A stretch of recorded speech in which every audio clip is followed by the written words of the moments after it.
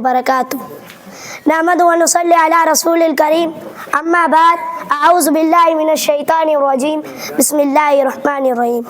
मुअज़्ज़िज़ उलमाए किराम, सामईन हाज़रीन, आए मेहमानान गिरामी कद्र, आज के मैं इस प्रोग्राम में जिस मौजू पर लबकयाई करना चाहता हूँ वो है जश्न यौम जमहूरिया और हमारा मुल्क। आज 26 जनवरी की परमुसरत मुनासिबत है। हमारा मुल्क हिंदुस्तान 26 जनवरी 1950 को जमहूरी मुल्क बनकर मुस्तकबिल में तामीर व तरक्की की राह पर गामज़न हुआ। हम जमहूरी दस्तूर के अमीन करार दिए गए। आज हम सेकुलर मुल्क के बाशिंदे हैं। इससे पहले मुल्क पर अंग्रेज काबिज थे। मुल्क पर किसी डिक्टेटर की तरह मुसल्लत थी। जुल्म और सितम की सियारात पर 2 सदियां गुजर गई थी। मुगलिया सल्तनत का चिराग टमटमा रहा था। ईस्ट इंडिया कंपनी पूरे मुल्क में किसी आसिफ की तरह मुसल्लत थी। जब गुलामी की घुटन नाकाबिले बर्दाश्त हो गई, इस बगावत पर जब मुल्क के हुर्रियत पसंदियानों ने सब पर कफन बांध लिया, 1857 की जिद्दोजहद सूदमंद साबित ना हो सकी तो आजादी के मतवालों को चुन चुन कर मारा जाने लगा। फांसियां दी गई, हाथियों के पैरों के नीचे कुचला गया, तोप की धानों पर बांधकर बमों से उड़ा दिया गया, जिस्म के चीथड़े फिजा में बिखर गए, काला पानी की सजा दी गई, जिंदानों के हवाले कर दिया गया।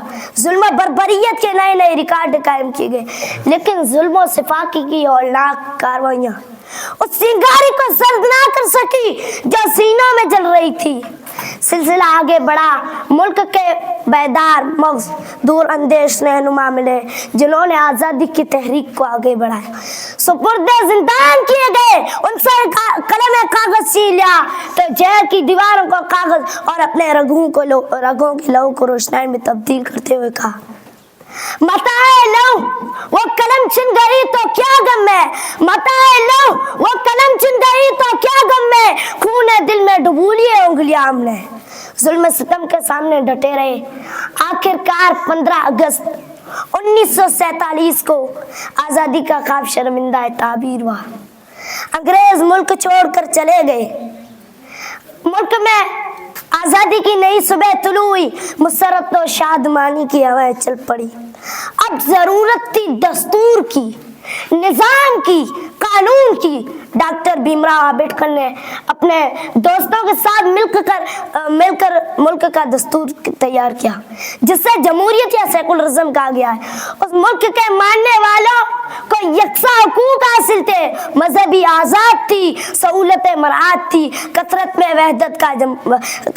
वहदत का दावा था, गंगा जमनी तहजीम का आज़म था, अदल व इंसाफ की यकीनन दानी थी। आखिर में एक शेर बोलकर अपनी तकरीर को खत्म करना चाहता हूँ। जब गुलिस्तान को खून की जरूरत पड़ी तो सबसे पहले गर्दन हमारी कटी। जब गुलिस्तान को खून की जरूरत पड़ी सबसे पहले गर्दन हमारी कटी।